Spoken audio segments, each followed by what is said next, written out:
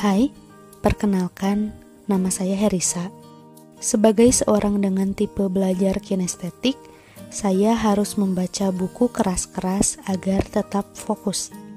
Saya putuskan untuk direkam agar sekalian membantu kamu yang ingin tahu isi dari berbagai buku namun tidak bisa membacanya karena berbagai hal. Konten ini tidak beriklan, dan jika ada pihak yang merasa dirugikan, tolong sampaikan supaya konten ini bisa di-take down. Terima kasih, selamat menikmati pengetahuan.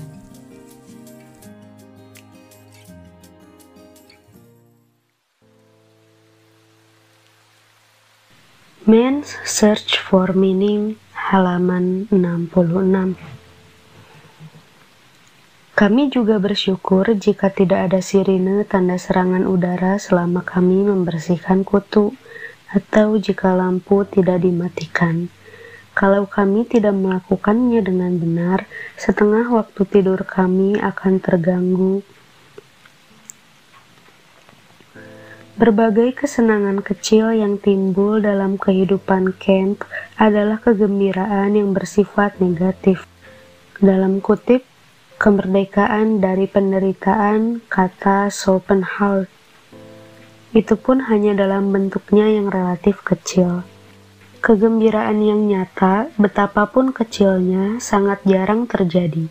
Saya ingat bahwa saya pernah mencoba menggambar tabel kegembiraan dan mendapati bahwa dalam beberapa minggu terakhir, saya hanya mengalami 2 peristiwa menggembirakan. Kegembiraan pertama terjadi ketika saya kembali dari bekerja dan setelah menunggu cukup lama, saya diminta masuk ke ruangan tukang masak dan diminta untuk masuk ke dalam barisan yang mendapat jatah makanan dari tawanan yang merangkap sebagai juru masak F. Orang itu berdiri di belakang sebuah panci besar dan mengisi mangkuk-mangkuk yang disodorkan para tawanan yang berbaris dengan cepat. Dialah satu-satunya tukang masak yang tidak pernah melihat orang yang menyodorkan mangkuk. Satu-satunya tukang masak yang mengisi semua mangkuk secara merata tanpa peduli siapa tawanan itu, yang tidak pernah menganak emaskan teman ataupun orang sebangsa, yang mengisi mangkuk tawanan dengan sedikit kentang, padahal tukang masak lain hanya memberi kuah sup encer yang disendok dari bagian atas panci.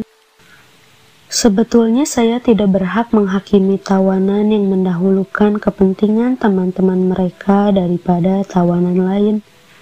Siapa yang bisa marah melihat seseorang mendahulukan kepentingan teman-temannya jika bagi kita cepat atau lambat, itu adalah pilihan antara hidup atau mati. Tidak ada orang yang bisa menghakimi, kecuali jika orang tersebut sungguh-sungguh yakin bahwa dalam kondisi serupa, dia tidak akan melakukan hal yang serupa. Lama setelah saya kembali ke kehidupan normal, artinya lama setelah saya dibebaskan dari kamp konsentrasi, seseorang menunjukkan kepada saya sebuah majalah mingguan yang berisi foto-foto sejumlah tawanan yang sedang tidur bertumpuk di atas dipan mereka, menatap kosong kepada seorang pengunjung. Mengerikan, bagaimana wajah-wajah itu menatap dengan cara yang menyedihkan. Semuanya terlihat mengerikan. Mengapa? Tanya saya, benar-benar tidak mengerti, karena saat itu saya kembali melihat semuanya.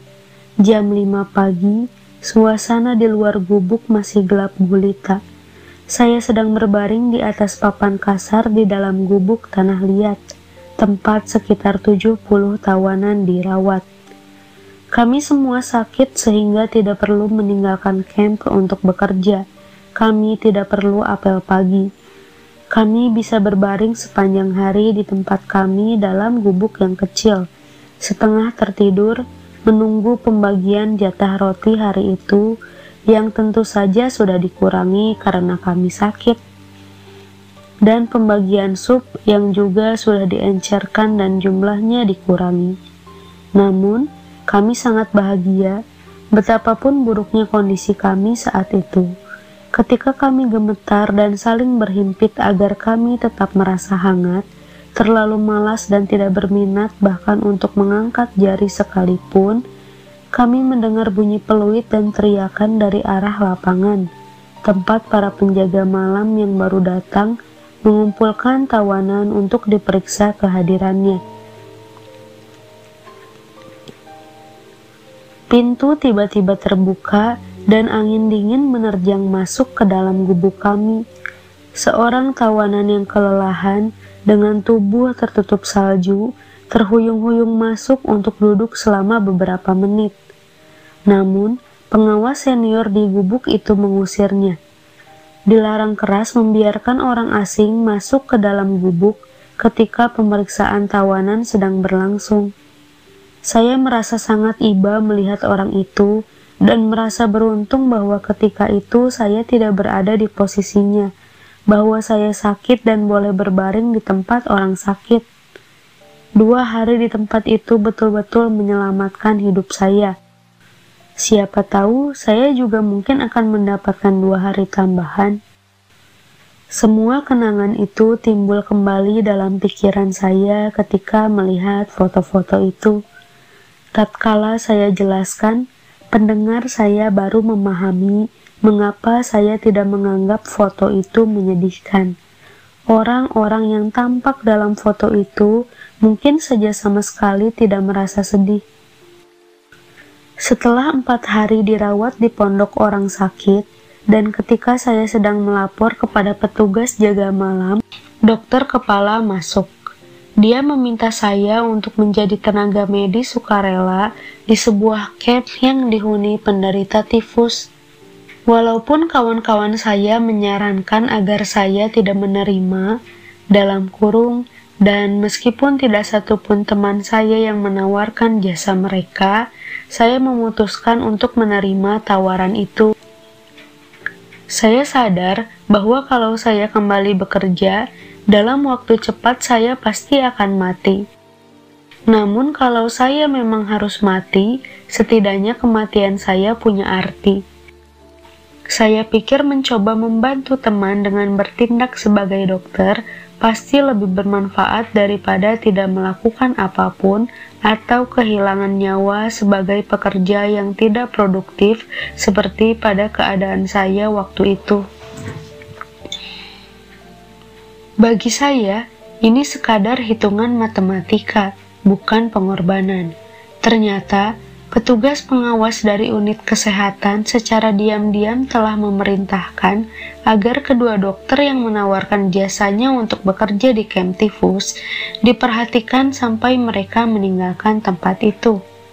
Kami berdua tampak sangat lemah, dan orang itu takut hanya akan menerima 2 mayat tambahan dan bukan 2 orang dokter. Saya sudah menyinggung sebelumnya bahwa segala sesuatu yang tidak terkait langsung dengan upaya untuk menjaga kelangsungan hidup seseorang atau teman terdekatnya telah kehilangan nilainya. Apapun dikorbankan untuk tujuan tersebut, karakter seseorang diuji sehingga dia terperangkap di dalam pergulatan mental yang mengancam semua nilai yang dia yakini dan melemparkannya ke dalam keraguan. Di bawah pengaruh sebuah dunia yang tidak mengenali nilai-nilai kemanusiaan dan kemuliaan, yang merampok keinginan manusia dan menjadikannya objek yang siap dimusnahkan, tetapi rencana sudah dibuat untuk lebih dulu memanfaatkan orang-orang tersebut sampai titik darah penghabisannya.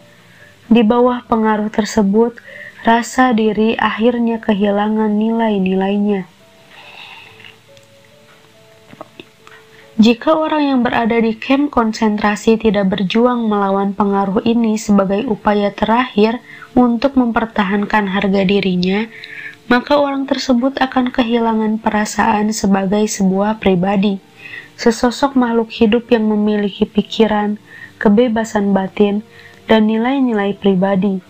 Dia akan berpikir bahwa dirinya hanya bagian dari sekelompok massa, Derajat hidupnya turun ke tingkatan yang setara dengan binatang. Mereka digiring, kadang-kadang dari satu tempat ke tempat lain, kadang-kadang diangkut bersama-sama, kadang-kadang terpisah, seperti sekawanan biri-biri yang tidak memiliki pikiran atau keinginan sendiri.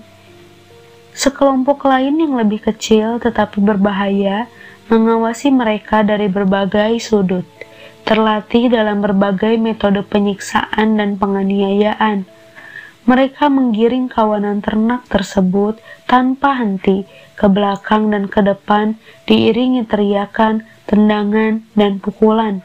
Dan kami, para biri-biri, hanya memikirkan dua hal: bagaimana menghindari anjing yang jahat dan bagaimana memperoleh sedikit makanan. Seperti biri-biri yang dengan rasa takut berusaha masuk ke tengah kawanan, masing-masing di antara kami pun berusaha untuk berada di posisi tengah kelompok. Dengan cara ini, kami lebih terhindar dari pukulan penjaga yang berbaris di kiri, kanan, depan, dan belakang barisan. Dengan berada di tengah, kami juga terlindung dari embusan angin dingin. Karena itu, dalam upaya seseorang untuk menyelamatkan hidupnya, maka dia akan berusaha melebur di dalam kerumunan. Hal ini terjadi secara otomatis pada semua kelompok. Ada kalanya kami melakukannya dengan penuh kesadaran, mematuhi hukum terpenting di kamp konsentrasi yang terkait dengan kelangsungan hidup. Jangan menarik perhatian. Setiap saat kami berusaha untuk tidak menarik perhatian para serdadu SS. Tentu saja ada saatnya, jika memungkinkan dan bahkan menjadi sebuah kebutuhan untuk menjauh dari kelompok. Seperti diketahui, di dalam kehidupan komunitas yang ditekan, ketika perhatian selalu tertuju pada tindakan setiap orang dan setiap saat, dorongan untuk menjauhkan diri akan muncul tanpa bisa ditolak, setidaknya untuk sesaat. Seorang tawanan amat merindukan saat-saat dia bisa sendirian hanya dengan pikiran-pikirannya. Dia mendambakan keleluasaan pribadi dan kesendirian. Setelah dipindahkan ke sebuah camp yang disebut camp istirahat, saya mendapat kesempatan yang langka untuk menyendiri, kira-kira 5 menit setiap kalinya. Di belakang gubuk tanah tempat saya bekerja, gubuk yang berisi kurang lebih 50 pasien yang setengah sadar, ada sebuah pojok sepi yang terletak di sudut pagar ganda yang melingkari kamp. Sebuah tenda didirikan dengan menggunakan beberapa tiang dan batang pohon untuk menutupi setengah lusin mayat, angka kematian rata-rata setiap hari di kamp. Di tempat itu ada juga sebuah terowongan kecil yang menuju pipa-pipa air. Jika tenaga saya sedang tidak dibutuhkan, saya akan duduk sebentar di atas penutup terowongan yang terbuat dari papan. Saya akan duduk dan memandang lereng yang ditutupi bunga-bungaan berwarna hijau, atau menatap pemandangan bukit daerah Bavaria yang tampak biru di kejauhan, melalui kawat berduri yang bertindak sebagai bingkai. Saya bermimpi dengan penuh kerinduan, dan pikiran saya mengembara jauh ke utara dan timur laut, ke rumah saya, tetapi hanya sekelompok awan yang bisa saya lihat.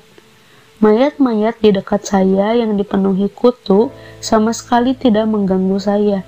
Hanya langkah kaki penjaga yang bisa membangunkan saya dari mimpi-mimpi saya, atau panggilan untuk datang ke gubuk orang sakit, atau perintah untuk mengambil persediaan obat yang baru tiba untuk gubuk saya. Obat-obatan tersebut biasanya terdiri dari 5 atau 10 tablet aspirin untuk mengobati kurang lebih 50 pasien, dan biasanya habis dalam beberapa hari. Saya akan mengambil obat-obat tersebut dan mulai berkeliling mendatangi para pasien, menghitung denyut nadi mereka, dan memberikan setengah tablet untuk pasien yang kasusnya cukup serius. Namun, Pasien yang benar-benar parah tidak akan memperoleh obat. Selain tidak akan menolong, obat-obatan hanya diberikan kepada pasien yang masih punya harapan hidup. Untuk kasus-kasus yang ringan, saya tidak punya obat apa-apa kecuali sedikit kata-kata yang menghibur. Dengan cara itulah saya berpindah dari satu pasien ke pasien lain, meskipun saya sendiri sangat lemah dan lelah karena penyakit tifus. Kemudian, saya akan kembali ke tempat saya yang sepi untuk duduk di atas papan penutup terowongan pipa air. Terowongan ini suatu kali pernah menyelamatkan jiwa 3 orang tawanan. Sesaat sebelum pembebasan, terjadi pemindahan tawanan secara besar-besaran ke Dachau, dan ketiga tawanan tersebut mengambil keputusan bijak dengan menghindari pemindahan. Mereka masuk ke dalam terowongan dan menyembunyikan diri dari pandangan pengawal. Dengan tenang saya duduk di atas tutup terowongan, menunjukkan muka tak bersalah, sambil memainkan permainan anak-anak dengan melempar beberapa butir kerikil ke arah pagar berduri. Saat melihat saya, si pengawal tampak ragu-ragu sejenak, tetapi kemudian dia berlalu. Sesaat kemudian saya katakan kepada ketiga tawanan yang bersembunyi bahwa bahaya terbesar telah lewat. Sulit dipahami oleh orang luar betapa tidak berharganya hidup manusia di kamp konsentrasi. Dan tidak berharganya hidup manusia barangkali semakin disadari ketika konvoi yang membawa iring-iringan tawanan yang sakit disiapkan. Tubuh-tubuh kurus dari orang-orang yang sakit dilempar begitu saja ke atas kereta roda 2 yang akan didorong oleh para tawanan sejauh beberapa mil menembus badai salju menuju kamp berikutnya. Jika si pasien meninggal sebelum kereta berangkat, dia tetap dilemparkan dan diberangkatkan karena pengiriman harus sesuai dengan daftar. Itulah satu-satunya yang penting, daftar. Seorang tawanan diperhitungkan karena dia memiliki nomor tawanan. Semua orang benar-benar sudah berubah menjadi hanya sekedar nomor. Hidup atau mati sama sekali tidak penting. Kehidupan si nomor sama sekali tidak relevan. Apa yang diawali oleh si nomor dan oleh kehidupannya lebih tidak berharga lagi. Nasib, sejarah, dan nama orang tersebut. Dalam salah satu konvoi pasien sakit yang akan dipindah, saya bertindak sebagai dokter dan harus menemani mereka dari satu kamp di Bavaria ke kamp lain. Di antara pasien tersebut, terdapat seorang tawanan muda yang terpaksa meninggalkan saudaranya di kamp karena dia tidak termasuk ke dalam daftar. Tawanan tersebut tanpa berhenti memohon pada penjaga kamp, sehingga si penjaga memutuskan untuk menukar tawanan. Saudara si tawanan akhirnya berangkat, menggantikan tawanan lain yang pada detik terakhir memutuskan untuk tinggal. Yang penting daftar harus sesuai, itu soal mudah. Saudara 5 tawanan menukar nomornya dengan nomor tawanan yang akhirnya memutuskan untuk tinggal. Seperti yang sudah saya ceritakan sebelumnya, kami tidak memiliki satu dokumen pun. Semua orang beruntung masih memiliki tubuh yang bagaimanapun juga masih bernafas. Semua hal yang terkait dengan kami, termasuk pakaian compang-camping yang menggantung di tubuh yang sudah seperti kerangka, hanya menarik perhatian saat kami ditugaskan untuk ikut memindahkan pasien yang sakit. Para pasien yang berangkat akan diperiksa dengan cermat untuk memastikan bahwa pakaian atau sepatu mereka tidak lebih baik dari pakaian kami. Bagaimanapun, nasib mereka sudah ditentukan, namun mereka yang masih tinggal di kamp dan masih bisa bekerja harus memanfaatkan segala sesuatu yang bisa meningkatkan kemungkinan hidup mereka. Tidak ada lagi perasaan sentimental. Para tawanan menganggap nasib mereka sepenuhnya tergantung dari suasana hati para penjaga. pada permainan nasib dan kondisi ini membuat mereka semakin tidak manusiawi lebih dari yang dipaksakan oleh keadaan. Di Auschwitz, saya membuat aturan yang saya terapkan pada diri sendiri. Aturan yang terbukti baik dan kemudian diikuti oleh hampir semua tawanan. Secara umum, saya akan menjawab semua pertanyaan dengan jujur. Namun, saya tidak akan bicara tentang apapun jika tidak secara khusus ditanyakan. Jika saya ditanya tentang usia, saya akan menjawab. Jika ditanya tentang profesi, saya akan menjawab dokter tanpa menambahkan apapun. Hari pertama, ketika kami melakukan apel pagi di Auschwitz, seorang serdadu SS datang ke lapangan tempat apel dilangsungkan. Para tawanan diharuskan membuat beberapa kelompok. Tawanan yang berusia di atas 40, di bawah 40, pekerja logam, montir, dan sebagainya. Kemudian kami diperiksa kalau kami menderita hernia dan beberapa tawanan harus membentuk sebuah kelompok baru. Kelompok saya digiring menuju sebuah gubuk dan di tempat tersebut kembali kami membentuk barisan.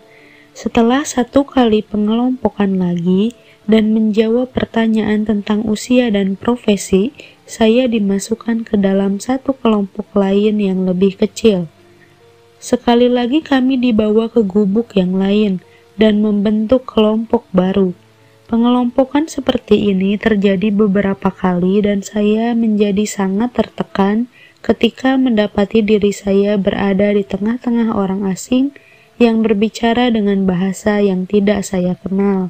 Setelah pengelompokan terakhir, saya mendapati diri saya dikembalikan ke kelompok awal yang tadi bersama saya di gubuk pertama. Mereka hampir-hampir tidak menyadari bahwa selama beberapa waktu saya sudah beberapa kali berpindah dari satu gubuk ke gubuk yang lain. Tetapi saya sadar bahwa dalam beberapa menit tersebut, takdir datang kepada saya dalam berbagai bentuk yang berbeda. Ketika para tawanan yang sakit siap dikirim ke kamp istirahat, nama saya, dalam kurung artinya nomor tawanan saya, tercantum dalam daftar, karena mereka membutuhkan beberapa dokter. Tetapi, tidak ada satu tawanan pun yang yakin bahwa tujuan konvoi ini benar-benar ke kamp istirahat. Beberapa minggu sebelumnya, konvoi serupa juga dipersiapkan. Waktu itu, semua orang juga berpikir bahwa mereka akan dikirim ke kamar gas. Ketika muncul pengumuman yang menyatakan bahwa tawanan yang mengajukan diri untuk kerja malam, pekerjaan yang sangat ditakuti, akan dicoret dari daftar tawanan yang akan dikirim. 82 tawanan segera mengajukan diri. 15 menit kemudian, pengiriman dibatalkan, tetapi ke-82 tawanan yang sudah mengajukan diri untuk kerja malam tersebut tetap berada dalam daftar kerja malam. Dan untuk sebagian besar dari mereka, kerja malam identik dengan kematian dalam jangka waktu 2 minggu. Sekarang, dan untuk kedua kalinya, pengiriman ke kamp istirahat kembali diatur. Sekali lagi, tidak ada orang yang tahu apakah ini sekedar tipu muslihat untuk memanfaatkan tenaga mereka yang sakit meskipun hanya untuk 14 hari, atau apakah mereka akan dikirim ke kamar gas, atau benar-benar dikirim ke kamp istirahat. Suatu malam, kira-kira jam 21.45, dokter kepala yang kebetulan menyukai saya dengan suara sungguh-sungguh berkata pada saya, "Saya sudah mengumumkan di ruang pengawas bahwa nomor Anda masih bisa dicoret dari daftar. Anda diberi waktu sampai jam 22 sebelum memutuskan."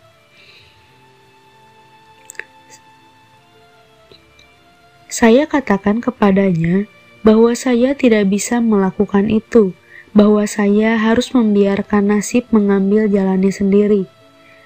Barangkali saya harus tinggal bersama teman-teman, jawab saya. Matanya menatap Iba, seakan-akan dia mengerti. Dia menyalami saya tanpa berkata apapun, seakan-akan mengucapkan selamat berpisah. Bukan perpisahan untuk menjalani hidup, tetapi perpisahan dari kehidupan.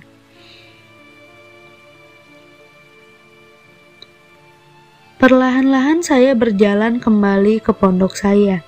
Di tempat itu, saya mendapati seorang teman baik sedang menunggu saya. "Apakah kamu benar-benar ingin pergi bersama mereka?" tanyanya sedih. "Ya, saya akan pergi." Air mata mengambang di pelupuk matanya dan saya berusaha menghiburnya. Masih ada sesuatu yang harus saya lakukan, yaitu meninggalkan pesan. "Dengar, Otto, jika saya tidak kembali lagi pada istri saya, dan seandainya kamu bertemu dengannya, katakan padanya bahwa saya berbicara padanya setiap hari, setiap jam. Ingat itu. Kedua, katakan bahwa saya mencintai dia lebih dari siapapun. Ketiga, katakan bahwa pernikahan kami yang singkat ini lebih berarti dari apapun, meski kita semua harus berada di tempat ini." "Otto, di mana kamu sekarang? Apakah kamu masih hidup? Apa yang terjadi padamu sejak saat terakhir kita bersama? Apakah kamu bisa bertemu lagi dengan istrimu? Ingatkah kamu bagaimana saya memaksa kamu menghafal pesan-pesan saya kata demi kata di tengah isak tangismu yang seperti anak kecil?" Keesokan harinya saya berangkat. Keberangkatan kali ini bukan tipuan. Kami tidak menuju ke kamar gas. Kami benar-benar menuju kamp istirahat. Mereka yang kasihan kepada saya dan tetap tinggal di kamp ternyata dilanda wabah kelaparan yang bahkan lebih parah daripada di kamp saya yang baru. Mereka berusaha keras untuk bertahan, tetapi itu hanya semakin memastikan nasib mereka. Beberapa bulan kemudian, yaitu setelah pembebasan, saya bertemu dengan seorang teman yang berasal dari kamp lama. Dia menceritakan pengalamannya dalam tugasnya sebagai polisi kamp saat mencari sepotong anggota badan yang hilang dari satu tumpukan jenazah. Dia menemukannya di dalam panci, sedang dimasak. Kanibalisme terjadi di mana-mana. Saya meninggalkan kamp tepat pada waktunya. Cerita ini mengingatkan saya pada cerita tentang dewa kematian dari Teheran. Suatu hari, seorang bangsawan Persia yang kaya raya sedang berjalan-jalan di taman bersama dengan salah satu pelayannya. Pelayan itu menangis dan mengatakan bahwa dia baru saja bertemu dengan dewa kematian yang sudah mengancamnya. Dia memohon kepada sang majikan untuk memberinya kuda yang tercepat supaya dia bisa dengan cepat melarikan diri ke Teheran yang bisa dicapainya malam itu juga. Sang majikan memenuhi permintaannya dan si pelayan melarikan kudanya dengan cepat.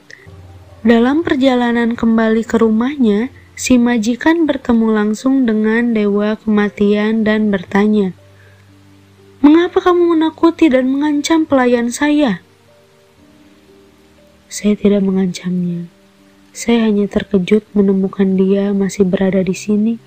Padahal saya sudah membuat rencana untuk bertemu dengannya di Teheran malam ini," jawab sang dewa kematian. Para tawanan terlalu takut untuk membuat keputusan dan prakarsa apapun bentuknya. Ketakutan tersebut muncul karena mereka sangat percaya bahwa hidup seseorang dikendalikan oleh takdir, bahwa mereka tidak boleh berusaha untuk mengubah nasibnya dengan cara apapun dan membiarkan nasib mengambil jalannya sendiri. Selain itu, muncul sikap apatis yang sangat memengaruhi perasaan tawanan. Kadang-kadang keputusan cepat harus dibuat, keputusan yang menentukan hidup atau mati. Namun para tawanan lebih suka membiarkan takdir membuat pilihan untuk mereka. Sikap untuk menolak komitmen seperti ini tampak nyata saat seseorang tawanan harus memutuskan apakah dia akan berusaha lari atau tetap tinggal. Pada menit-menit terakhir, ketika dia harus memutuskan, dan biasanya benar-benar dalam hitungan menit, si tawanan terjebak dalam siksaan neraka. Haruskah dia mencoba melarikan diri? Haruskah dia mengambil risiko itu? Saya sendiri pernah merasakan siksaan seperti ini. Ketika garis depan pertempuran semakin dekat, saya punya kesempatan untuk lari. Seorang rekan yang harus mengunjungi pondok-pondok di luar camp sebagai bagian dari tugas medisnya mengajak saya untuk lari bersama dengan berpura-pura perlu konsultasi untuk menyembuhkan pasien yang penyakitnya membutuhkan saran spesialis. Dia menyelundupkan saya. Di luar camp, seorang anggota gerakan bawah tanah asing akan menunggu untuk memberi kami seragam dan sejumlah dokumen. Di saat-saat terakhir muncul kesulitan teknis yang memaksa kami kembali ke camp. Namun kesempatan tersebut kami gunakan untuk mencari perbekalan, yaitu beberapa buah kentang yang sudah busuk dan sebuah ransel. Kami masuk ke dalam sebuah gubuk di camp wanita yang sudah kosong, karena para tawanan wanita sudah dikirim ke camp lain. Gubuk itu tampak kacau. Jelas bahwa beberapa tawanan wanita berhasil memperoleh perbekalan, kemudian lari. Ada kain-kain kotor, jerami, makanan busuk, dan beberapa jenis alat masak yang sudah rusak. Beberapa mangkuk tampak masih cukup baik dan bisa sangat berguna untuk kami, tapi kami memutuskan untuk tidak membawanya. Kami tahu bahwa akhir-akhir ini, ketika keadaan sudah menjadi semakin parah, mangkuk-mangkuk tersebut tidak hanya digunakan sebagai tempat makanan, namun juga sebagai wadah mencuci dan pispot. Peraturan melarang keras keberadaan perlengkapan seperti itu di dalam gubuk, tetapi beberapa tawanan terpaksa melanggarnya, terutama para pasien penyakit tifus yang terlalu lemah untuk pergi keluar meskipun dengan bantuan. Sementara saya mengintai di luar, teman saya masuk ke dalam gubuk. Sebentar kemudian, dia kembali dengan sebuah ransel yang dia sembunyikan di balik jaketnya. Dia melihat sebuah ransel lain di dalam, tetapi saya harus mengambilnya sendiri. Jadi kami bertukar tempat dan saya masuk. Ketika saya sedang mencari di antara tumpukan sampah, saya menemukan ransel tersebut dan bahkan sebuah sikat gigi. Tiba-tiba saja, di antara barang-barang yang ditinggalkan, saya melihat tubuh seorang wanita. Saya lari kembali ke gubuk saya untuk mengumpulkan semua harta benda saya. Mangkuk makan, sepasang sarung tangan sobek yang saya warisi dari seorang pasien tifus yang sudah meninggal, dan beberapa potongan kertas penuh catatan.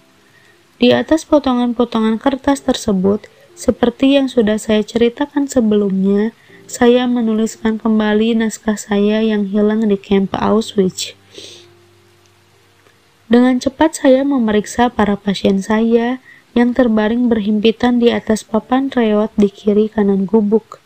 Saya tiba pada satu-satunya pasien yang sebangsa dengan saya, pasien yang hampir mati, yang hidupnya saya coba selamatkan meskipun kondisinya sangat parah. Niat untuk lari tidak saya ceritakan pada siapapun, tetapi sepertinya dia melihat sesuatu yang berbeda. Barangkali saya tampak sedikit gugup. Dengan suara lelah dia bertanya, "Anda juga akan lari?" Saya menyangkal, tetapi sulit untuk menghindari tatapan matanya yang tampak sedih. Setelah selesai memeriksa semua pasien, saya kembali padanya. Sekali lagi dia menatap saya dengan pandangan putus asa. Saya merasa dituduh. Rasa tidak nyaman yang saya rasakan sesaat setelah saya mengatakan pada teman saya bahwa saya akan melarikan diri, terasa makin mengemuka. Tiba-tiba saja saya memutuskan untuk menggenggam takdir di tangan saya satu kali saja. Saya lari keluar pondok dan mengatakan pada teman saya bahwa saya tidak jadi pergi bersamanya. Begitu saya katakan dengan tegas bahwa saya sudah mengambil keputusan untuk tinggal bersama para pasien saya, perasaan tidak nyaman yang tadi saya rasakan segera sirna. Saya tidak tahu apakah yang akan terjadi pada hari-hari berikutnya, tetapi saya merasakan kedamaian batin yang belum pernah saya rasakan sebelumnya. Saya kembali ke gubuk, duduk di papan tepat di kaki teman sebangsa saya, dan berusaha menenangkannya. Kemudian saya bercakap-cakap dengan yang lain, berusaha menenangkan para pasien yang sedang setengah sadar. Hari terakhir kami di kamp konsentrasi pun tiba. Ketika medan pertempuran sudah semakin dekat, terjadi pemindahan tawanan secara besar-besaran ke kamp-kamp lain. Para penguasa kamp, yaitu para kepo dan juru masak, sudah melarikan diri. Hari ini datang perintah yang mengatakan bahwa saat matahari terbenam, kamp kami harus benar-benar sudah kosong. Bahkan beberapa tawanan yang tersisa, yaitu tawanan yang sakit, beberapa dokter, dan beberapa perawat, harus ikut meninggalkan kamp. Malam harinya, kamp tersebut akan dibakar. Sore hari, truk-truk akan mengangkut tawanan yang sakit belum juga datang. Sebaliknya, pintu-pintu masuk ke dalam kamp tiba-tiba saja ditutup, dan pagar-pagar kawat berduri diawasi dengan ketat, sehingga tidak ada orang yang bisa melarikan diri. Sepertinya tawanan yang tersisa ditakdirkan untuk dibakar bersama kamp tersebut. Untuk kedua kalinya, teman saya dan saya memutuskan untuk lari. Kami sudah diperintahkan untuk menguburkan 3 jenazah di luar pagar kawat berduri. Hanya kami berdua yang masih punya kekuatan untuk melakukan tugas tersebut. Hampir semua tawanan yang tersisa terbaring di gubuk-gubuk yang masih digunakan, tidak berdaya karena demam dan halusinasi. Kami pun menyusun rencana. Bersama dengan mayat pertama, kami akan menyelundupkan ransel teman saya, menyembunyikannya di bak cuci tua yang bertindak sebagai peti mati. Ketika kami membawa mayat kedua keluar, kami akan menyelundupkan ransel saya, dan setelah mayat ketiga kami akan lari. 2 mayat pertama bisa dikeluarkan sesuai rencana.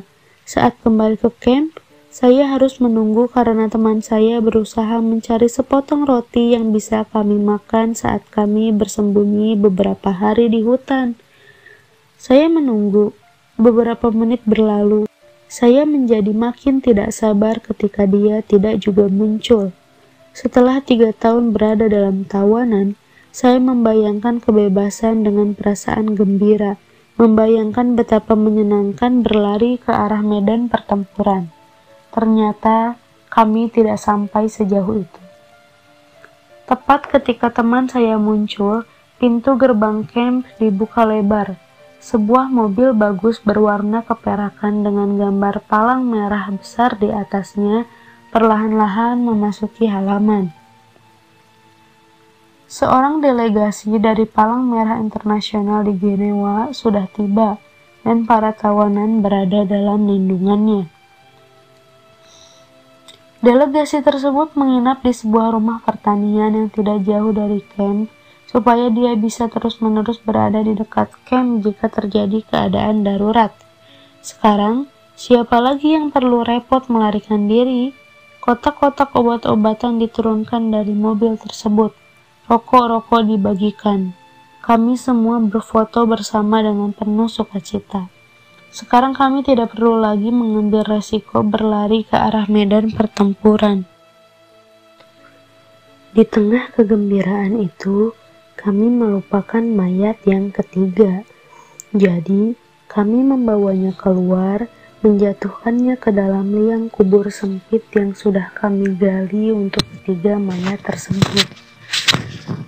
Serdadu yang mengawal kami, seorang pria yang relatif tidak terlalu kasar, tiba-tiba saja berubah menjadi lemah lembut.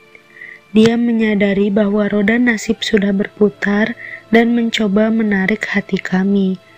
Dia ikut bergabung dalam doa pendek yang kami ucapkan untuk para jenazah sebelum kami menutup kuburannya dengan tanah. Setelah menjalani ketegangan dan kegembiraan selama beberapa hari dan beberapa jam terakhir, dan menjalani hari-hari terakhir yang diisi perlombaan melawan maut, kata-kata yang terucap dalam doa perdamaian kami terasa lebih menyentuh dibandingkan kata-kata lain yang pernah diucapkan oleh suara manusia. Dengan demikian, hari terakhir di camp dilalui dengan harapan akan datangnya perdamaian. Namun, kegembiraan kami ternyata terlalu cepat. Delegasi Palang Merah sudah meyakinkan kami bahwa fakta perdamaian telah ditandatangani, bahwa camp kami tidak perlu dikosongkan. Namun, malam itu serdadu SS tiba dengan perintah untuk mengosongkan camp dan membawa beberapa truk. Tawanan yang tersisa akan dibawa ke camp pusat, dan dari tempat itu mereka akan dikirim ke Swiss dalam waktu 48 jam untuk ditukarkan dengan sejumlah tawanan perang. Kami hampir-hampir tidak mengenali para serdadu SS. Dengan ramah mereka membujuk kami untuk naik ke atas truk dan mengatakan supaya kami tidak takut, bahwa kami harus berterima kasih atas keberuntungan kami. Para tawanan yang masih cukup kuat berdesak-desakan naik ke dalam truk, dan mereka yang benar-benar sakit dan lemah diangkat dengan susah payah. Teman saya dan saya, tanpa menyembunyikan ransel kami, berdiri di dalam kelompok terakhir, yang 13 orang diantaranya akan diangkut dengan truk nomor 2 dari terakhir. Dokter kepala menghitung jumlah yang diminta, tetapi mencoret nama kami berdua. Ke-13 orang tersebut naik ke atas truk dan kami harus tinggal. Terkejut, kesal, dan kecewa, kami berdua menyalahkan dokter kepala yang penuh nada maaf berkata bahwa dia sangat lelah sehingga pikirannya terganggu. Dia berpikir kami masih berniat untuk melarikan diri. Dengan tidak sabar kami berdua duduk, membiarkan ransel kami tetap di punggung, dan dengan beberapa tawanan lain menunggu kedatangan truk yang terakhir. Kami harus menunggu lama. Akhirnya kami berbaring di atas kasur di ruang penjaga yang sudah ditinggalkan. Lelah akibat ketegangan, beberapa jam dan beberapa hari terakhir perasaan kami terus berubah-ubah antara harapan dan kecewa. Kami tidur tanpa mengganti pakaian dan sepatu, siap untuk berangkat. Suara tembakan dan meriam membangunkan kami. Sinar yang dikeluarkan peluru dan suara tembakan memasuki gubuk. Dokter kepala masuk ke dalam gubuk dan memerintahkan kami untuk berlindung di lantai. Seorang tawanan, dengan masih mengenakan sepatu, melompat ke atas perut saya dari atas tempat tidur di atas saya. Itu benar-benar membangunkan saya. Kami baru menyadari apa yang terjadi. Medan pertempuran telah sampai di camp kami. Suara tembakan mulai berkurang dan fajar pun merekah. Di luar, di sebuah tiang yang terpancang di pintu gerbang camp, sebuah bendera putih tampak berkibar tertiup angin. Beberapa minggu kemudian kami baru mengetahui bahwa, bahkan di saat-saat terakhir, para tawanan masih dipermainkan oleh takdir. Kami menyadari alangkah tidak pastinya keputusan manusia, terutama keputusan yang terkait dengan hidup dan mati. Saya melihat sejumlah foto yang diambil di sebuah camp kecil tidak jauh dari camp kami. Rekan-rekan tawanan yang berpikir bahwa malam itu mereka sedang menuju kebebasan, ternyata diangkut oleh sejumlah truk menuju camp tersebut. Di tempat itu mereka dikunci di dalam beberapa gubuk dan dibakar sampai mati. Sebagian tubuh mereka yang sudah menghitam dikenali dari foto-foto tersebut. Sekali lagi saya teringat pada cerita tentang dewa kematian dari Teheran. Sikap apatis para tawanan, Selain muncul sebagai mekanisme pertahanan diri, juga muncul karena beberapa faktor lain. Kelaparan dan kurang tidur merupakan salah satu pemicunya. Hal serupa juga terjadi dalam kehidupan normal, yang juga memicu perasaan cepat marah yang merupakan ciri khas kondisi mental para tawanan.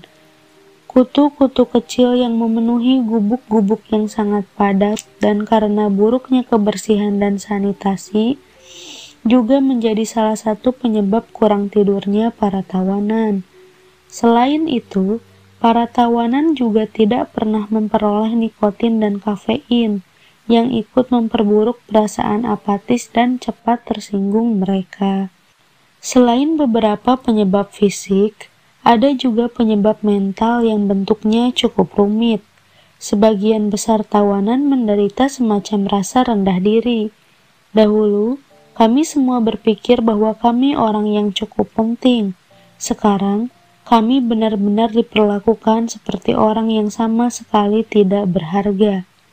Seseorang yang dengan sadar menempatkan nilai-nilai batinnya pada tatanan yang lebih tinggi, lebih spiritual, tidak dapat digoyahkan oleh kehidupan camp. Namun, tidak banyak manusia bebas yang mampu melakukannya, apalagi para tawanan. Tanpa menyadari sepenuhnya nilai-nilai batin mereka, kebanyakan tawanan merasa diri mereka benar-benar direndahkan. Kondisi ini tampak jelas jika kita mengamati perbedaan kontras yang dimunculkan oleh struktur sosiologis tunggal di dalam camp. Berbeda dengan para tawanan kebanyakan, para tawanan yang ternama seperti Keipo, juru masak, penjaga gudang, dan polisi camp secara umum sama sekali tidak merasa direndahkan. Sebaliknya, mereka justru diangkat derajatnya. Beberapa tawanan bahkan hidup dalam khayalan kemewahan dalam skala kecil. Reaksi mental dari sebagian tawanan yang menggerutu dan iri terhadap tawanan khusus tersebut terungkap dalam berbagai cara, kadang-kadang dalam bentuk lelucon. Sebagai contoh, saya pernah mendengar seorang tawanan berkata pada tawanan lain mengenai seorang kepo. "Bayangkan, saya kenal orang itu saat dia hanya menjabat sebagai presiden sebuah bank yang besar. Alangkah beruntungnya dia mampu meraih sukses yang lebih tinggi di dunia ini." Setiap kali kelompok mayoritas yang direndahkan terlibat konflik dengan kelompok minoritas yang ditinggikan, kemungkinan untuk terjadinya hal seperti ini cukup banyak, dimulai dengan pembagian makanan. Kekacauan akan timbul. Karena berbagai tekanan mental tersebut, para tawanan menjadi lebih cepat marah. Penyebab fisiknya sudah diuraikan di atas. Tidak mengherankan jika ketegangan seperti itu kerap diakhiri dengan perkelahian massal, karena para tawanan terus-menerus menjadi saksi pemukulan, dorongan ke arah kekerasan pun semakin meningkat. Saya sendiri kerap mengepalkan tangan jika saya marah sekaligus merasa lapar dan kelelahan. Saya sering merasa lelah karena harus menyalakan sendiri tungku pemanas. Di gubuk tempat pasien tifus dirawat, tungku pemanas boleh dinyalakan sepanjang malam. Namun, saat-saat paling menenangkan yang saya pernah rasakan adalah saat tengah malam, ketika semua pasien sedang berada dalam keadaan setengah sadar atau sedang tidur. Saya bisa berbaring di depan tungku pemanas sambil membakar beberapa kentang curian di atas api yang dibuat dari arang curian. Namun, hari berikutnya saya selalu merasa lebih lelah, tidak peka, dan mudah marah. Ketika saya bertugas sebagai dokter di blok pasien tifus, saya juga bertindak sebagai pengawas blok karena pengawas yang sebenarnya jatuh sakit. Saya bertanggung jawab kepada penguasa camp untuk menjaga agar pondok tetap bersih. Jika bersih bisa digunakan untuk menggambarkan kondisi seperti itu. Pemeriksaan kebersihan terhadap pondok sebenarnya hanya dalih untuk menyiksa, bukan sungguh-sungguh untuk tujuan kebersihan. Makanan dan obat-obatan dalam jumlah cukup, Itu yang dibutuhkan pasien. Tetapi petugas kebersihan lebih suka memperhatikan sepotong jerami yang tercecer di tengah koridor, atau selimut-selimut pasien yang sobek dan berkutu yang harus terlipat rapi di kaki mereka. Mereka sama sekali tidak peduli terhadap nasib para tawanan.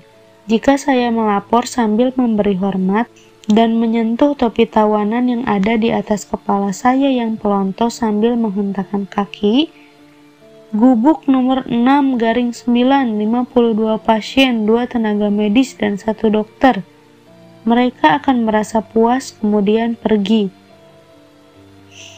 Namun, sampai mereka tiba, kadang-kadang beberapa jam lebih lambat dari waktu yang ditentukan, kadang-kadang mereka tidak datang sama sekali, saya dipaksa untuk terus-menerus membereskan selimut, memungut potongan-potongan jerami yang jatuh dari dipan, dan berteriak pada pasien malang yang bergerak-gerak di atas tempat tidur mereka dan merusak upaya saya menjaga kerapian dan kebersihan. Perasaan apati pasien yang demam biasanya meningkat, sehingga mereka tidak bereaksi kecuali jika diteriaki. Bahkan cara itu pun kadang-kadang gagal, sehingga saya harus menahan diri agar tidak memukul mereka. Kemarahan seseorang akan muncul berlipat ganda jika dia dihadapkan pada perasaan apati orang lain, dan terutama jika dihadapkan pada bahaya yang ditimbulkannya. Dalam hal ini, pemeriksaan kesehatan yang bisa datang setiap saat. Untuk menggambarkan ciri khas yang menandai kondisi psikologis dan psikopatologis dari para tawanan kamp konsentrasi, saya mungkin memberi kesan seolah-olah manusia tidak bisa terhindar dan sepenuhnya dipengaruhi oleh lingkungannya. Dalam hal ini, struktur kehidupan kamp konsentrasi yang unik yang memaksa para tawanan untuk menyesuaikan perilaku mereka dengan sekelompok pola perilaku tertentu. Kemudian, bagaimana dengan kebebasan manusia? Benarkah tidak ada kebebasan spiritual dalam berperilaku dan dalam bereaksi terhadap lingkungan tertentu? Benarkah teori yang mengatakan bahwa manusia hanya sekadar produk dari berbagai kondisi dan faktor lingkungan, baik yang bersifat biologis, psikologis, atau sosiologis? Yang terpenting, apakah reaksi para tawanan terhadap dunia tunggal berupa kehidupan di kamp konsentrasi membuktikan bahwa manusia tidak dapat melarikan diri dari pengaruh lingkungannya? Apakah manusia tidak bisa memilih tindakan jika dihadapkan pada situasi seperti itu? Kita bisa menjawab semua pertanyaan tersebut berdasarkan pengalaman maupun prinsip. Kehidupan di kamp konsentrasi menunjukkan bahwa manusia jelas punya pilihan dalam bertindak. Beberapa peristiwa bisa dijadikan contoh, peristiwa yang mengandung nilai kepahlawanan, yang membuktikan bahwa perasaan apati bisa diatasi, bahwa sifat lekas marah bisa ditekan, manusia bisa melestarikan sisa-sisa kebebasan spiritual, kebebasan berpikir mereka, meskipun mereka berada dalam kondisi mental dan fisik yang sangat tertekan. Kami yang pernah tinggal di kamp konsentrasi masih mengingat para tawanan yang berjalan dari satu gubuk ke gubuk lain, berusaha menenangkan para tawanan lain yang memberikan potongan roti mereka yang terakhir. Meskipun jumlahnya sedikit, orang-orang itu menjadi bukti yang cukup bahwa apapun bisa dirampas dari manusia, kecuali satu, kebebasan terakhir seorang manusia, kebebasan untuk menentukan sikap dalam setiap keadaan, kebebasan untuk memilih jalannya sendiri. Dan pilihan-pilihan seperti itu selalu ada, setiap hari, setiap jam. Kesempatan untuk memilih selalu datang, kesempatan untuk memutuskan apakah Anda mau atau menolak menyerah pada kekuatan-kekuatan yang siap merampas kebebasan Anda yang terakhir. kebebasan batin, yang akan menentukan apakah Anda mau dipermainkan oleh keadaan, menolak kebebasan dan martabat, dan lebur menjadi seperti tawanan lain. Ditinjau dari sudut pandang ini, reaksi mental dari para tawanan di kamp konsentrasi seharusnya tidak hanya dianggap sebagai ungkapan dari kondisi fisik dan sosiologis. Meskipun akibat kurang tidur, kurang makanan, dan berbagai bentuk tekanan mental cenderung mendorong para tawanan untuk bereaksi dengan cara-cara tertentu, analisis akhir jelas menunjukkan bahwa keputusan batinlah dan bukan hanya pengaruh camp yang akhirnya menentukan akan menjadi manusia seperti apa tawanan tersebut kemudian. Karena itu, setiap manusia pada dasarnya bisa menentukan apa yang akan terjadi pada dirinya, baik secara mental dan spiritual, bagaimanapun kondisinya saat itu. Dia bisa mempertahankan martabatnya sebagai manusia meskipun hidup di dalam kamp konsentrasi. Dostoevsky pernah berkata, "Hanya satu hal yang saya takutkan, saya tidak cukup layak untuk penderitaan ini." Kalimat tersebut kerap terbersit dalam benak saya, terutama setelah saya mengenal para martir yang perilakunya selama di dalam kamp, penderitaan dan kematiannya menjadi saksi bahwa kebebasan terakhir, yaitu kebebasan batin, tidak pernah bisa dirampas. Bisa dikatakan, orang-orang itu layak untuk penderitaan mereka. Cara mereka menghadapi penderitaan merupakan keberhasilan batin yang sesungguhnya. Kebebasan spiritual seperti itulah yang tidak bisa dirampas, yang membuat hidup memiliki makna dan tujuan.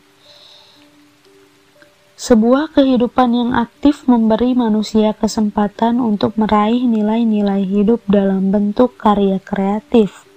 Sementara kehidupan yang pasif dan penuh kenikmatan memberi manusia kesempatan untuk meraih kepuasan dengan menikmati keindahan, seni atau alam. Namun hidup yang hampir-hampir tidak diisi kreativitas dan kebahagiaan, yang hanya memberi seseorang kemungkinan untuk menerapkan sikap moral yang tinggi, bisa juga memiliki tujuan, yaitu melalui cara orang itu menyikapi hidupnya, kehidupan yang dibatasi oleh berbagai tekanan dari luar. Dia tidak bisa menjalani hidup yang kreatif dan bahagia, namun bukan hanya kreativitas dan kebahagiaan saja yang bisa memberi makna. Jika hidup benar-benar memiliki makna, maka harus ada makna di dalam penderitaan, karena penderitaan merupakan bagian tak terpisahkan dari kehidupan manusia. Meskipun penderitaan itu merupakan nasib dan dalam bentuk kematian. Tanpa penderitaan dan kematian, hidup manusia tidak sempurna. Cara manusia menerima nasibnya dan semua penderitaan yang terkait dengan nasib tersebut, cara dia memanggul bebannya, memberinya cukup kesempatan, bahkan dalam situasi yang paling sulit sekalipun, untuk memperdalam makna hidupnya. Dia bisa tetap berani, bermartabat, dan tidak mementingkan diri sendiri. Namun, dalam perjuangan pahit untuk mempertahankan hidup, dia juga bisa melupakan martabat kemanusiaannya dan menjadi tidak lebih dari seekor binatang. Disinilah kesempatan manusia untuk memanfaatkan atau membuang kesempatan yang muncul saat dia dihadapkan pada situasi yang sulit. Dan inilah yang akan menentukan apakah dia layak untuk penderitaannya atau tidak. Pemikiran seperti ini bukan pemikiran yang sama sekali tidak mendunia atau terlalu jauh dari kenyataan hidup. Memang benar, hanya sedikit orang yang bisa meraih standar moral yang tinggi seperti itu. Dari semua tawanan, hanya beberapa yang masih mempertahankan kebebasan batin mereka dan mempertahankan nilai-nilai yang dimunculkan oleh penderitaan mereka. Tetapi satu contoh pun sudah bisa menjadi bukti bahwa kekuatan batin manusia bisa berdiri lebih tinggi dari nasib yang menimpa fisiknya. Orang-orang seperti itu tidak hanya dijumpai di kamp konsentrasi, dimanapun manusia selalu berhadapan dengan nasib yang memberinya kesempatan untuk meraih sesuatu melalui penderitaannya. Ambil contoh nasib orang yang sakit, terutama yang penyakitnya tidak bisa disembuhkan. Saya pernah membaca sepucuk surat yang ditulis oleh seorang pemuda cacat.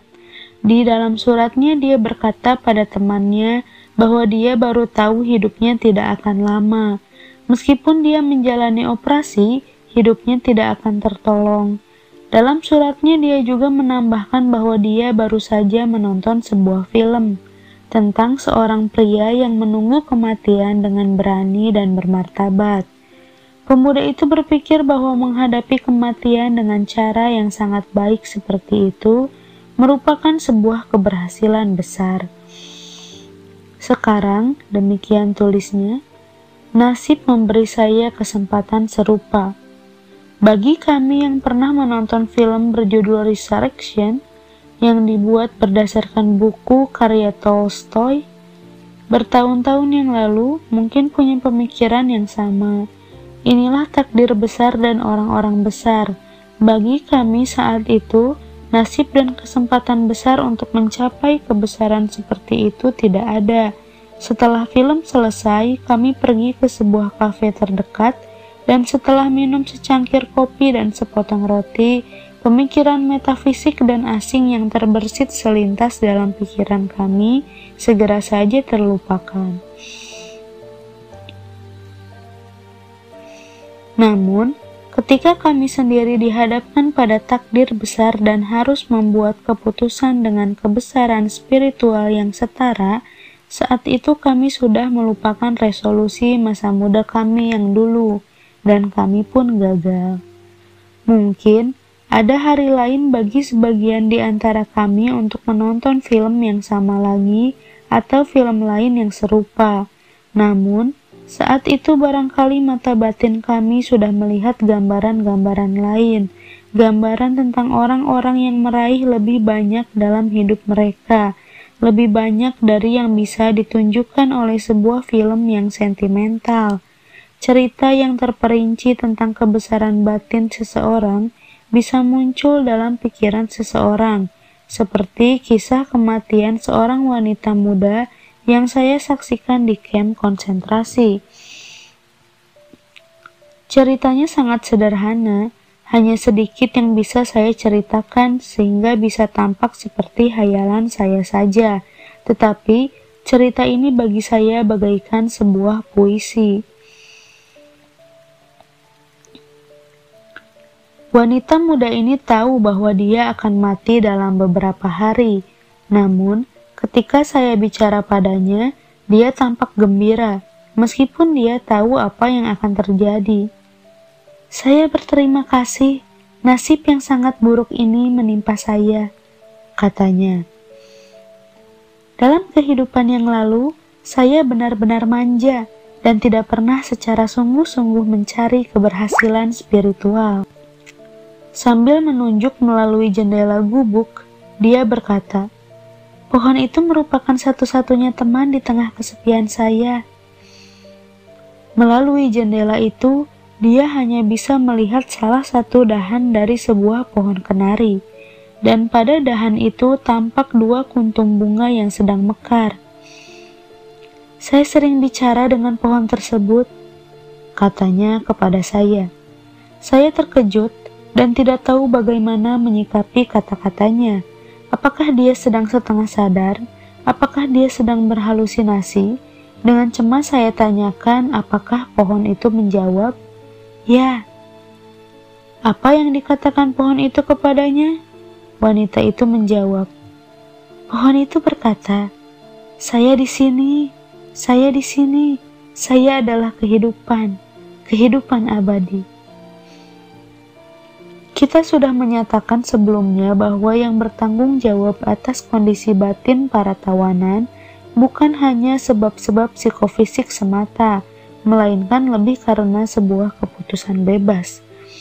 Pengamatan terhadap kondisi kejiwaan para tawanan menunjukkan bahwa para tawanan yang membiarkan batin mereka melepaskan nilai-nilai moral dan spiritual diri, pada akhirnya akan menjadi korban dari pengaruh kehidupan camp yang cenderung merendahkan. Pertanyaan yang muncul kemudian adalah, apa yang bisa atau yang seharusnya dilakukan seseorang agar bisa tetap berpegang pada nilai-nilai batin tersebut? Para bekas tawanan saat menuliskan atau menceritakan pengalaman mereka sama-sama setuju bahwa dampak yang paling menyedihkan dari kehidupan camp adalah ketidaktahuan tawanan tentang masa penahanan mereka. Seorang tawanan tidak tahu kapan dia akan dibebaskan. Di camp kami, membicarakan hal seperti itu benar-benar tidak ada gunanya. Kenyataannya, masa penahanan seorang tawanan camp bukan saja tidak pasti, melainkan juga tidak terbatas. Seorang psikolog ternama yang pernah mengadakan penelitian di camp pernah berkata, kehidupan di camp konsentrasi bisa disebut sebagai kehidupan sementara. Kami bisa menambahkan sedikit dengan mengatakan, kehidupan sementara tanpa batasan yang jelas. Para tawanan baru biasanya tidak tahu apa-apa tentang kondisi kehidupan di camp. Mereka yang kembali dari camp-camp lain diharuskan untuk tetap bungkam, dan beberapa tawanan yang dikirim ke camp tertentu sama sekali tidak kembali. Saat memasuki camp, cara berpikir seorang tawanan segera berubah. Dengan berakhirnya ketidakpastian, datang ketidakpastian terhadap titik akhir. Mustahil untuk meramalkan apakah atau kapan, jika memang terjadi, bentuk eksistensi ini akan berakhir. Kata dari bahasa Latin finis memiliki dua arti, akhir atau selesai, dan sebuah tujuan untuk diraih. Seorang pria yang tidak bisa melihat akhir dari eksistensi sementaranya tidak akan bisa meraih tujuan tertinggi dalam hidupnya. Dia tidak lagi hidup untuk masa depan, berbeda dengan kehidupan manusia normal. Karena itu, struktur kehidupan batinnya segera pula berubah. Tanda-tanda kehancuran mulai muncul, yang kita kenali dari bagian-bagian lain kehidupan. Seorang pekerja yang kehilangan pekerjaannya, contohnya, berada dalam posisi serupa. Kehidupannya menjadi sementara. Artinya, dia tidak bisa hidup sepenuhnya untuk masa depan, untuk meraih sebuah sasaran. Penelitian yang dilakukan terhadap para buruh tambang yang kehilangan pekerjaan menunjukkan bahwa mereka mengalami deformasi waktu batin, sebagai akibat keadaan mereka yang menganggur. Para tawanan menderita deformasi waktu yang serupa. Di dalam camp, satuan waktu yang kecil, 1 hari misalnya, yang dari jam ke jam diisi dengan siksaan dan kelelahan, terasa tidak akan berakhir. Sebaliknya, satuan waktu yang lebih besar, seminggu misalnya, terasa cepat berlalu. Rekan-rekan saya setuju ketika saya katakan bahwa di dalam camp, 1 hari terasa lebih lama dari 1 minggu. Betapa membingungkan pengalaman kami yang terkait dengan waktu. Sehubungan dengan ini, kami teringat pada buku karya Thomas Mann berjudul The Magic Mountain. Sejumlah kalimat di dalam buku itu memiliki nilai psikologis tinggi. Thomas Mann mempelajari perkembangan spiritual orang-orang yang berada dalam kondisi psikologi serupa, yaitu pasien penyakit TBC di sanatorium yang tidak tahu kapan mereka diizinkan pulang. Mereka menjalani kehidupan serupa, tanpa masa depan dan tanpa tujuan. Salah seorang tawanan yang tiba setelah berjalan bersama sejumlah besar tawanan lain dari stasiun menuju camp, pada satu kesempatan berkata pada saya bahwa saat itu dia merasa seakan-akan sedang berbaris di prosesi penguburannya sendiri. Dia melihat hidupnya seperti tidak memiliki masa depan. Dia menganggap hidupnya sudah berakhir dan selesai, seakan-akan dia sudah mati. Perasaan bahwa dia tidak memiliki kehidupan diperkuat oleh beberapa faktor lain. Pertama, faktor waktu. Tidak terbatasnya masa penahanan benar-benar sangat terasa. Dan faktor kedua, yaitu karena sempitnya ruang tempat para tawanan. Segala sesuatu yang berada di luar pagar kawat berduri menjadi sangat jauh, tidak terjangkau, dan dalam hal tertentu tidak nyata. Peristiwa-peristiwa dan orang-orang yang ada di luar sana, semua kehidupan normal yang ada di luar sana, seakan-akan hantu bagi para tawanan. Kehidupan luar, dalam arti sejauh yang bisa dia lihat, akan tampak seperti kehidupan yang dilihat dari mata orang yang sudah mati, yang melihat dari dunia lain. Seseorang yang membiarkan dirinya hancur karena dia tidak bisa melihat adanya sasaran di masa depan, akan mendapati dirinya memikirkan masa lalu. Dalam kaitan yang berbeda, kita pernah mengulas tentang kecenderungan untuk melihat ke masa lampau, untuk membuat masa kini dengan segala kengeriannya sedikit kurang nyata. Namun dengan menghancurkan realitas masa kini, muncul bahaya yang lain. Dengan mudah orang mengabaikan kesempatan untuk menarik manfaat positif dari kehidupan camp. Padahal kesempatan itu benar-benar ada. Dengan menganggap eksistensi sementara kita sebagai sesuatu yang tidak nyata, para tawanan melepaskan faktor penting yang menyebabkan mereka kehilangan pegangan terhadap hidup. Segala sesuatu dalam hal tertentu menjadi sia-sia. Orang-orang seperti itu lupa bahwa seringkali situasi lahiriah yang benar-benar sulitlah yang memberi seseorang kesempatan untuk mengembangkan kehidupan spiritual di dalam dirinya. Mereka tidak menjadikan kesulitan-kesulitan hidup di camp sebagai ujian bagi kekuatan batinnya. Mereka justru tidak menganggap serius hidup mereka dan memandang rendah kehidupan tersebut sebagai sesuatu yang tidak ada konsekuensinya. Mereka lebih suka menutup mata dan hidup di masa lalu. Bagi orang-orang seperti itu, kehidupan menjadi tidak bermakna. Tentu saja, hanya sedikit orang yang mampu meraih kehidupan spiritual yang tinggi. Namun ada beberapa orang yang benar-benar memperoleh kesempatan untuk meraih kebesaran manusia meskipun melalui kegagalan duniawi dan kematian mereka. Ini adalah suatu pencapaian yang tidak akan pernah mereka raih dalam kondisi normal. Bagi kebanyakan tawanan lain, yakni mereka yang biasa-biasa saja, petua Bismarck barangkali bisa diterapkan. Hidup seperti kunjungan ke dokter gigi. Anda selalu berpikir bahwa hal terburuk belum dimulai, padahal sebenarnya sudah berakhir. Hampir serupa dengan itu, kita bisa mengatakan bahwa hampir semua tawanan di kamp konsentrasi percaya bahwa kesempatan hidup mereka yang sesungguhnya telah berlalu. Namun pada kenyataannya, ada kesempatan dan ada tantangan. Seorang tawanan bisa mengubah pengalaman hidupnya menjadi kemenangan, mengubah hidupnya menjadi kemenangan batin, atau dia bisa mengabaikan tantangan tersebut dan membiarkan dirinya hidup tanpa guna, seperti yang dilakukan kebanyakan tawanan. Setiap upaya untuk memerangi pengaruh psikopatologis dari kehidupan camp terhadap para tawanan dengan menerapkan metode psikoterapis atau psikohigienis harus ditujukan pada upaya untuk memperkuat batinnya dengan menunjukkan padanya tujuan masa depan yang bisa dia raih.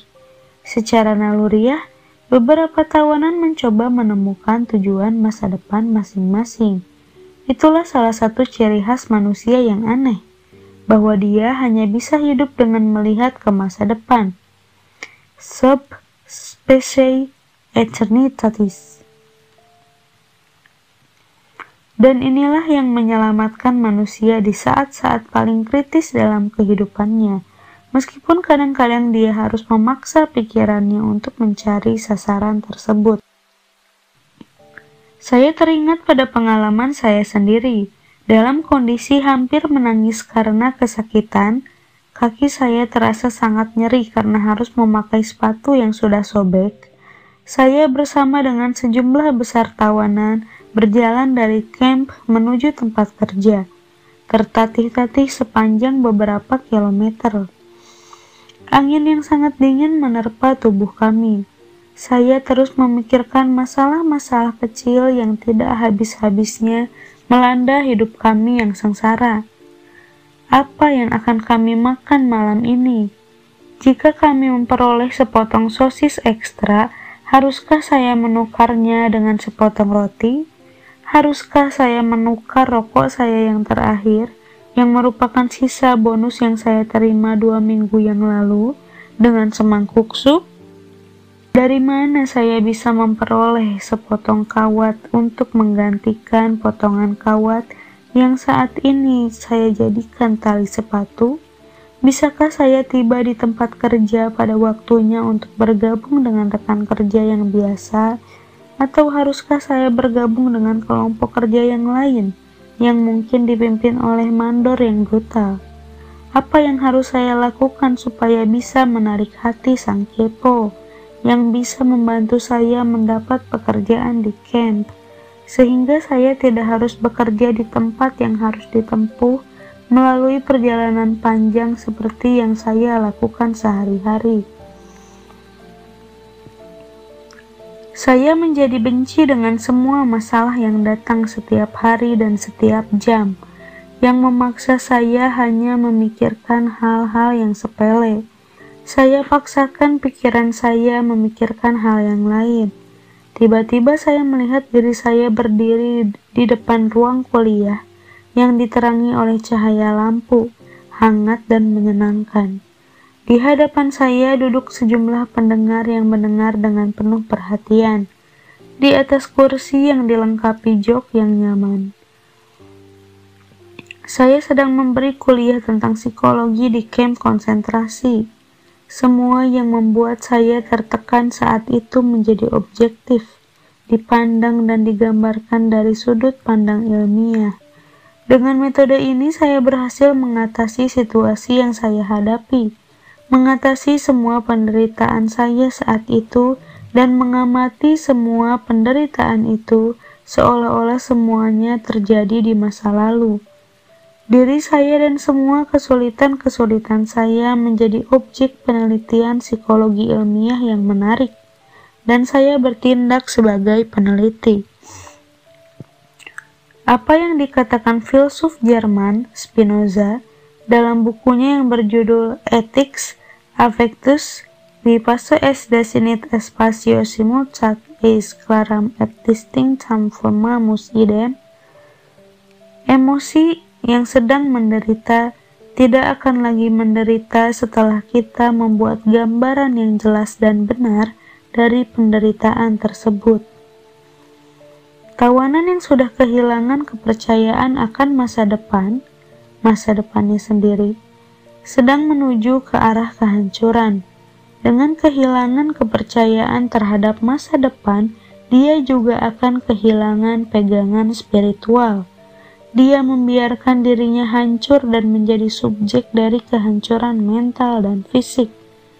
Biasanya, ini terjadi secara mendadak, dalam bentuk sebuah krisis yang gejala-gejalanya sudah cukup dikenal oleh para tawanan. Kami semua takut jika momen seperti ini datang.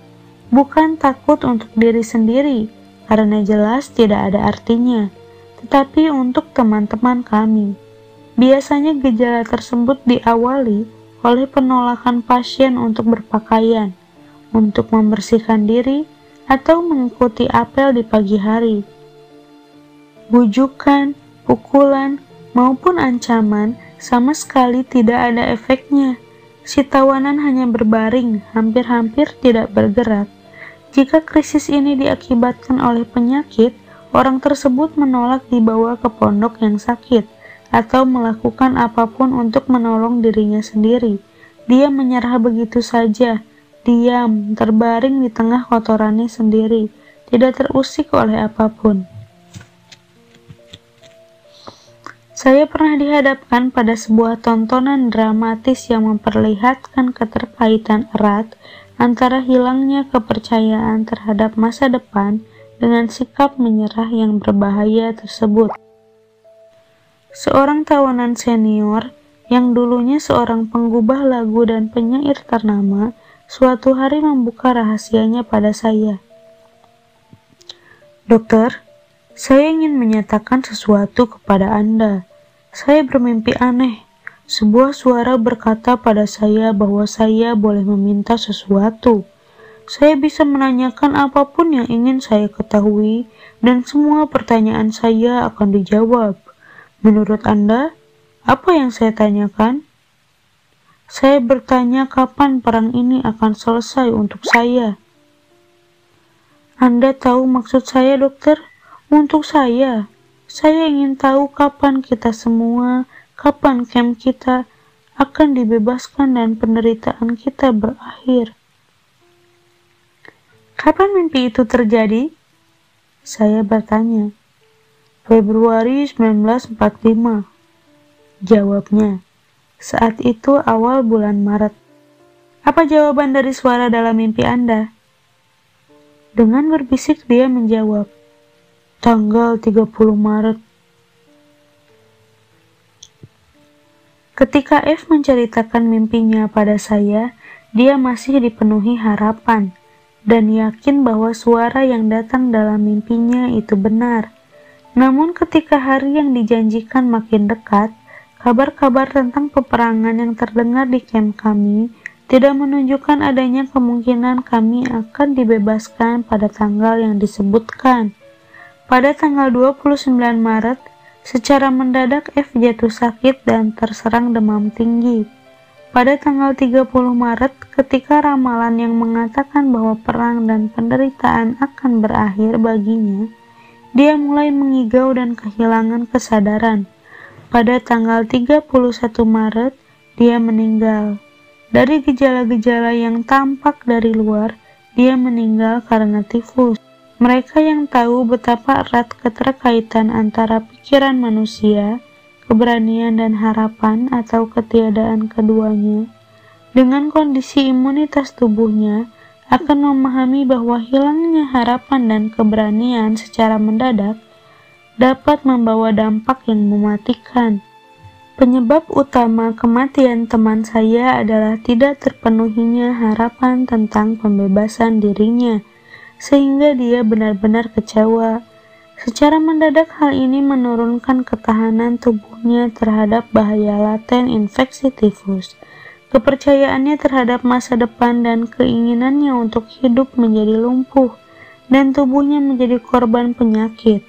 Dengan demikian, suara yang datang dalam mimpinya terdengar benar adanya. Kasus tersebut dan kesimpulan yang ditarik berdasarkan itu selaras dengan fakta lain yang ditunjukkan kepada saya oleh dokter kepala di kamp konsentrasi kami. Tingkat kematian di kamp konsentrasi pada minggu-minggu antara Natal 1944 dan Tahun Baru 1945 meningkat lebih dari yang pernah terjadi sebelumnya. Menurut pendapatnya, meningkatnya angka kematian tersebut bukan karena kondisi kerja yang makin berat atau berkurangnya pasokan makanan atau perubahan cuaca atau adanya wabah baru. Penyebabnya sederhana, kebanyakan tawanan secara naif berharap bahwa saat Natal tiba, mereka akan kembali berada di rumah. Ketika Natal semakin dekat dan belum juga muncul tanda-tanda yang menggembirakan, Para tawanan mulai kehilangan keberanian dan tenggelam oleh kekecewaan. Kondisi ini membawa dampak yang membahayakan bagi daya tahan tubuh mereka, dan akibatnya sebagian besar tawanan meninggal. Seperti yang pernah dibahas sebelumnya, setiap upaya untuk mengembalikan kekuatan batin tawanan camp harus diawali dengan menunjukkan kepadanya tujuan hidupnya di masa depan. Kata-kata Nietzsche, "He who has a why to live for can bear with almost anyhow." Dia yang memiliki mengapa atau alasan untuk hidup bisa menanggung hampir semua bagaimana atau keadaan. Bisa dijadikan moto utama dalam menerapkan tindakan psikoterapis dan psikohigienis terhadap para tawanan. Setiap kali kesempatan seperti itu muncul, orang harus mencari suatu alasan mengapa, sebuah tujuan bagi hidupnya untuk memperkuat dirinya agar bisa menanggung caranya yang menyedihkan dalam menjalankannya. Betapa malang mereka yang tidak lagi melihat makna, sasaran, atau tujuan dalam hidupnya, sehingga mereka tidak melihat alasan untuk terus hidup. Tak lama lagi orang itu pun gagal. Jawaban khas yang diberikan orang seperti itu jika mereka diberi semangat adalah, "Tidak ada lagi yang saya harapkan dari hidup ini." Jawaban apa yang bisa diberikan pada orang yang menyerah seperti itu?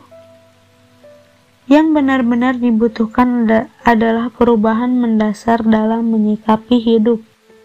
Kita sendiri harus belajar dan kemudian mengajari orang yang sedang putus asa tersebut bahwa kita tidak perlu berharap sesuatu dari hidup. Sebaliknya, biarkan hidup mengharapkan sesuatu dari diri kita. Kita harus berhenti bertanya tentang makna hidup dan membiarkan kita ditanyai oleh hidup setiap hari dan setiap jam. Jawabannya tidak boleh hanya berbentuk ucapan atau niat, tetapi harus dituangkan dalam tindakan dan perilaku yang benar. Hal yang paling utama dalam hidup adalah bertanggung jawab untuk menemukan jawaban-jawaban yang tepat dari semua permasalahan hidup, dan menyelesaikan tugas-tugas yang terus-menerus disodorkan oleh hidup kepada masing-masing individu.